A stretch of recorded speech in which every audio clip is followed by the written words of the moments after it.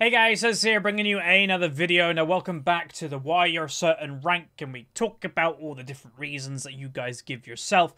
Now today we're going to be talking about gold. So we've done silver, we've done bronze, and now we're doing gold. The third most popular rank in League of Legends.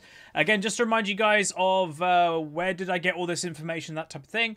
In the description of the video, there'll be a link to Qt. Go on there, sign up if you haven't, and leave your rank, and leave why do you think you're that rank, and what's holding you back. That's where I've got all this information, is from you guys, the audience. Over 600 people have responded to this, and with how many people have responded, I do have a lot of content to talk about. So it does look likely that I'll be doing Volume 2 or Episode 2 of the ranks as well. Because I find these are just like league discussion videos, which I enjoy doing, but very relevant to you guys. Like, you guys are literally telling me what to talk about, which I think is amazing. So, gold. So just to say, gold is a great rating. Gold means you are above average, so well done. Again, when you start League of Legends, you start ranked. Silver is where your account starts. So if you're a silver player, you're basically just average, which is fine. If you're bronze, you're below average. But then gold, you are now above average, believe it or not. I know a lot of people are going to go, gold's really above average? Yes. Something like the top, I think around 20% of the game is gold. So that's good. And I know a lot of people probably won't even think that gold is a higher rating or anything like that. And yeah, it's true in relative terms. And the reason, by the way, why people think that gold or platinum and stuff like this isn't very high rating is because of the culture of League of Legends. It's the content creation culture, the professional scene. Every streamer that you watch is probably high rating. Every single YouTuber you watch is probably high rating. So when you go gold, yeah. Also, by the way, this was a very interesting situation on stream. I got this game from a game that you guys didn't see. So the Shyvana let me die by walking out of tower and then randomly walked back into tower, giving Urgot that lovely double kill that you just saw there. That was an interesting situation, and the Twitch chat quite enjoyed that one. But anyway, yeah, so gold, you're doing well. So if you are gold, give yourself a pat on the back. You're above average. You're in the top, like, roughly 20 to 25% of the game. And that's great. So, what are the main problems with gold? So I have obviously looked through partially before starting to record. And one of the biggest ones that I saw is people who are too reliant on one thing.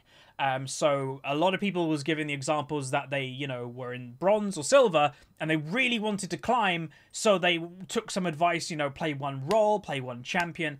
And now they're looking to expand, or now they're struggling with that. So I thought I'd talk about that. The next one, again, we might have some overlap, like I've mentioned with past episodes. Decision-making does exist. Again, if you haven't watched the previous episodes, I'd still recommend to watch them, even if you're not bronze or silver. The advice still can help. Because it's not just advice just for bronze people. I'm just getting the topics from the specific ranks. So decision-making is definitely here. And then it's the actual game itself. When's mid-game? When's late game?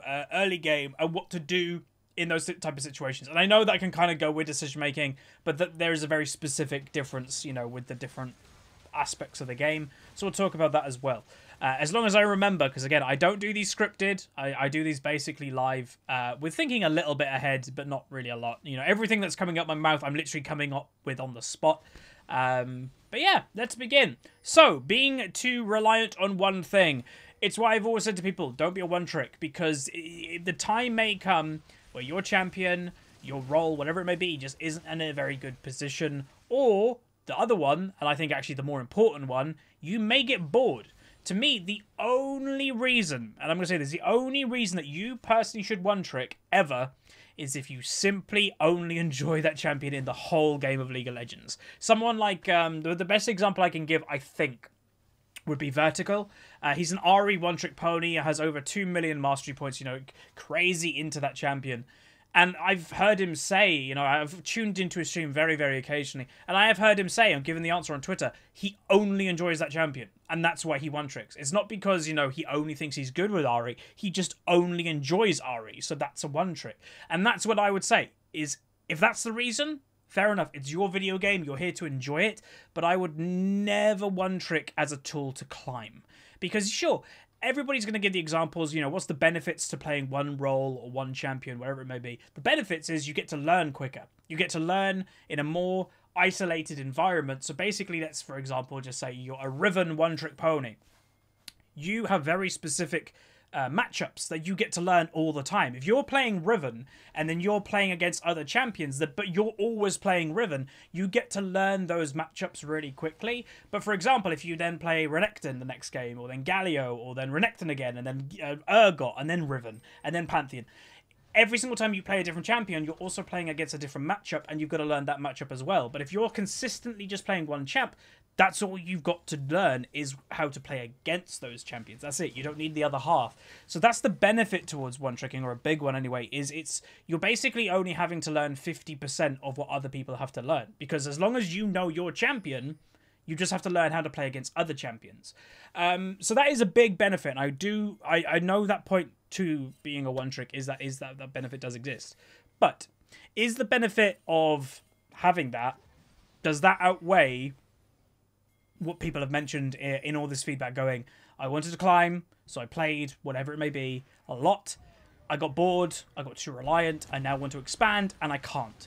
No, to me, that's why I'd say never one trick. Again, it goes so much in saying as well, if your example, say you're an Urgot main before his rework, I know they were rare, but say you were an Urgot main and you were doing well with him. You're one of the very few players that was good with old Urgot, and he got changed. What happens if you don't like that change? Your whole existence to why you play League has just fallen apart, especially the higher rating you go with relying with one champion or one role. I'll talk about the role one in a minute. But let's say you play Urgot and you're bronze and you're like, I want to climb, I'm going to one trick. And I know it's probably not the best example giving Urgot. Okay, let's change the example. Master Yi, I don't know. Play Master Yi when you're in bronze. You click with him. You know what you're doing on him. Okay, you climb. You get to silver. Am I going to expand? No, Master Yi got me here. I'm going to keep playing Master Yi. Okay, you get to gold. You're now in gold. I kind of want to expand, you know, my champion pool. I'm a little bit bored with Master Yi. And this can be with any champion, by the way. I'm going to play, I don't know, Lee Sin.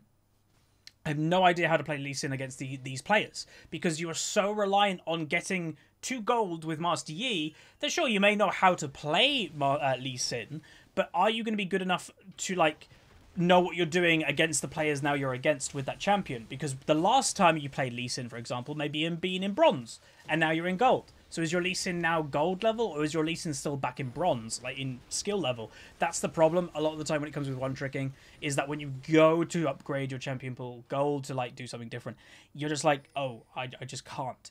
When it comes to roles, I'd say roles isn't as bad, because the thing with role diversity, well, roles is you can have diversity within every single role of League of Legends. So if you're a mid lane main, you can play mages, you can play assassins, you can Galio tank, people play in mid lane nowadays. You can basically play anything you want in a diverse sense. And what I'd say with climbing, and you know, the example someone gave is they got stuck in one role.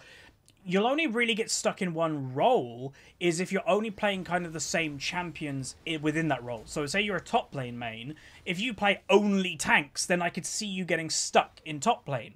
But if you play top lane and in your champion pool you have a tank and you've got a carry and you've got a range champion and you've got a melee champion, you've got more a support champion, you won't really get stuck because you just apply the knowledge that you've collected on those champions in that role to another thing. Like if you play Riven top lane, that's a carry orientated top laner, so now you really should kind of know how to play carry mids, because it's kind of the same mentality. If you play a tank top laner, you should probably be able to play a tank in the jungle or a tank in the bot lane, because again, same mentality.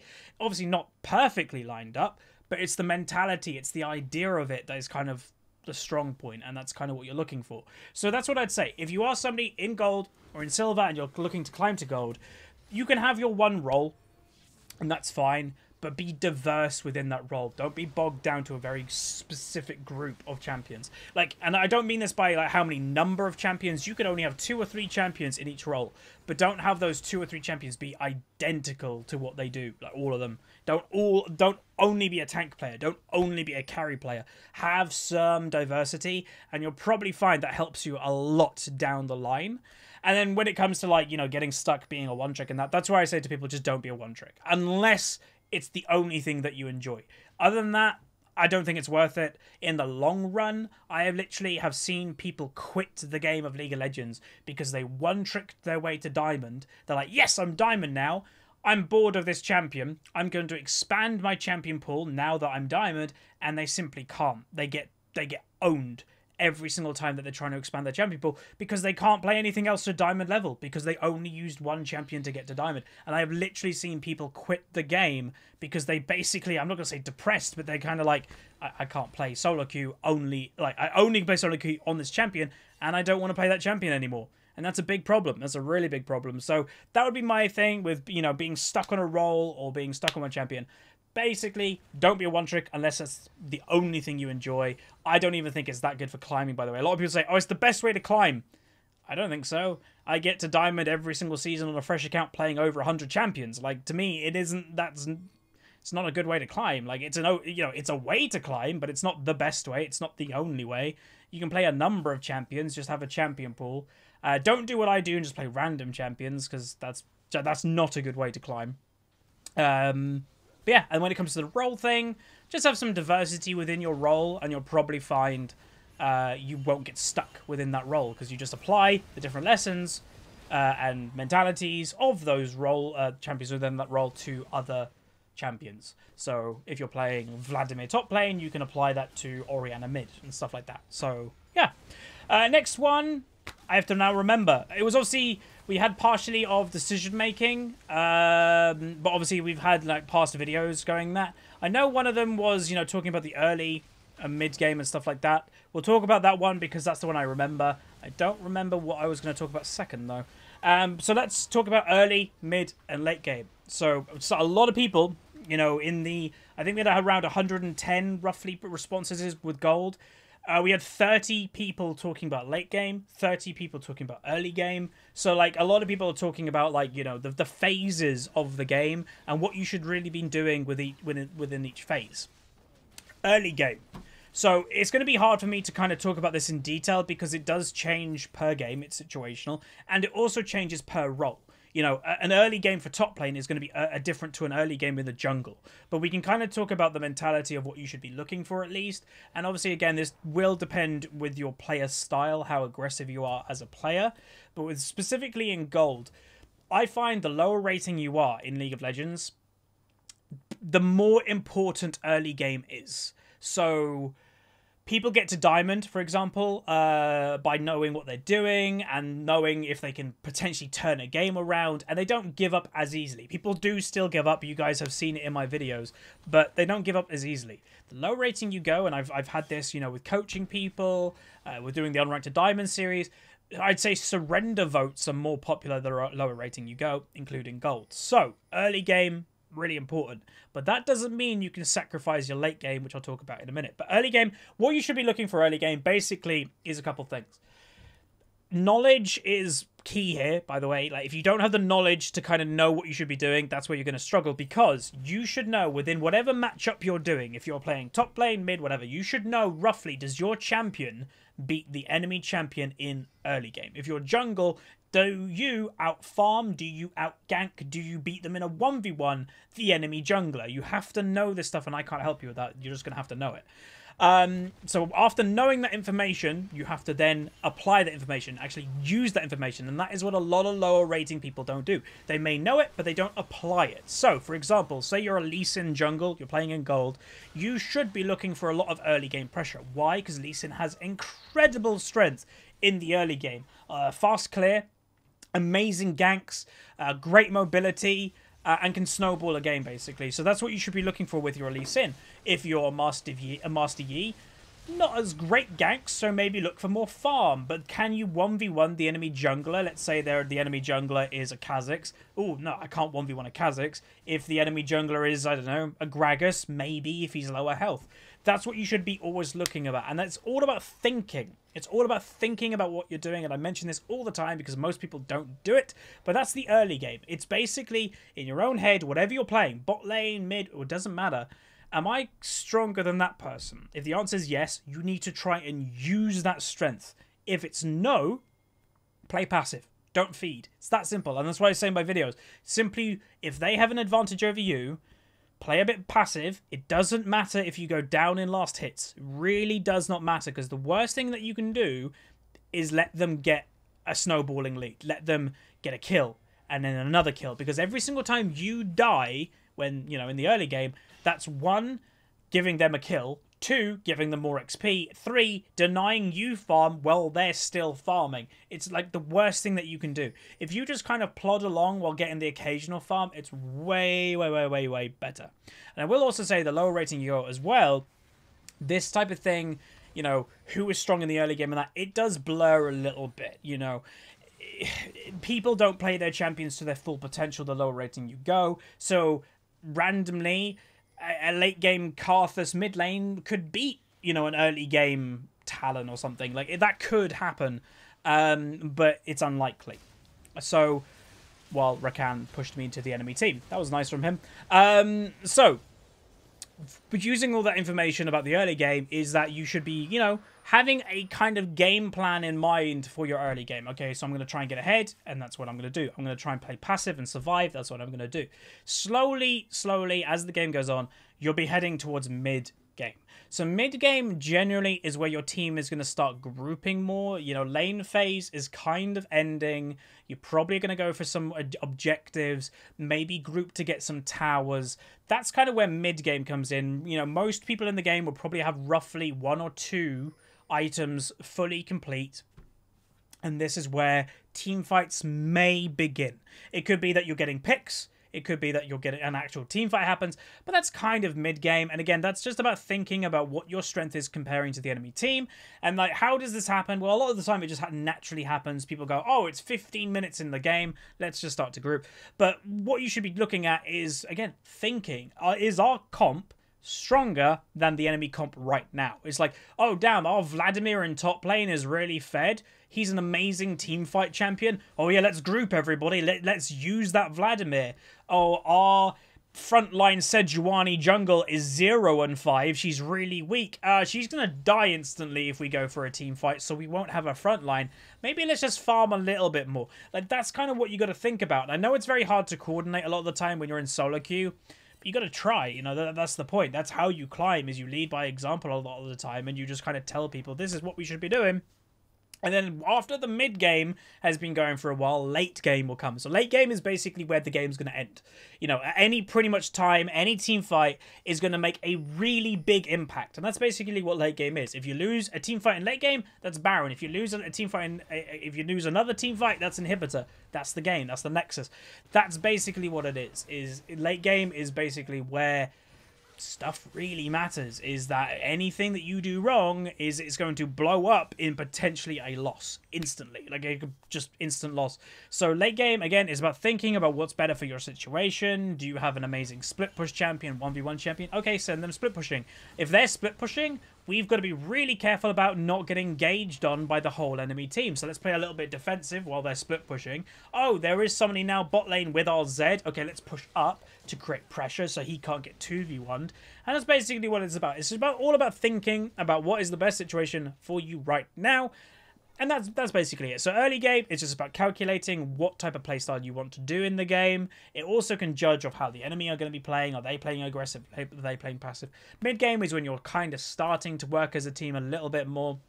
And late game is where any team fight, any big mistake, any big good thing that you do is potentially a victory or a defeat. And again, you know, more completed items and stuff like that. So that's pretty much it. There isn't a time frame, you know, like I said earlier, oh, we group at 15 minutes. That the time thing doesn't really mean anything. Mid-game could randomly be 10 minutes in the game. If you guys get fed and you decide to group at 10 minutes, guess what? You're now in mid-game. You're forcing mid-game upon the enemy team. And late game could be at 18 minutes, 19 minutes. It just depends how you're going to be playing the game. But that's pretty much it for that point as well. Now I have to remember what the third point was. I should have wrote them down. Again, there was some overlap. You know, people were talking about consistency, decision-making, and that type of thing. So we've gone over what, you know, being stuck on one role and one-tricking, that type of thing. And I do find that a lot, by the way, in Gold. You know, it was a very big point here about people, you know, really annoyed that they're bronze, really annoyed that they're silver, so they use one champion or whatever to get to gold, and then they're kind of like, I want to play something else. So that's, I think, a really big point in gold. I also think it's a very big point in diamond, so it will probably come up again there. But let's find, if I don't think of the exact same point, let's just get another point. People are talking about, like, overstaying, you know, when to use teleport. Again, that's decision-making. That's going to come in time, which I've kind of spoken about decision-making in the other episodes. So let's get one more. I guess we can kind of talk about items. A fair amount of people were talking about item builds and stuff, that type of thing, and I don't think we've actually spoke about items yet. I don't think we've spoken about them in the silver or bronze episode, I believe. So how do you know what items to build? Okay, so there's two ways of doing this, mainly.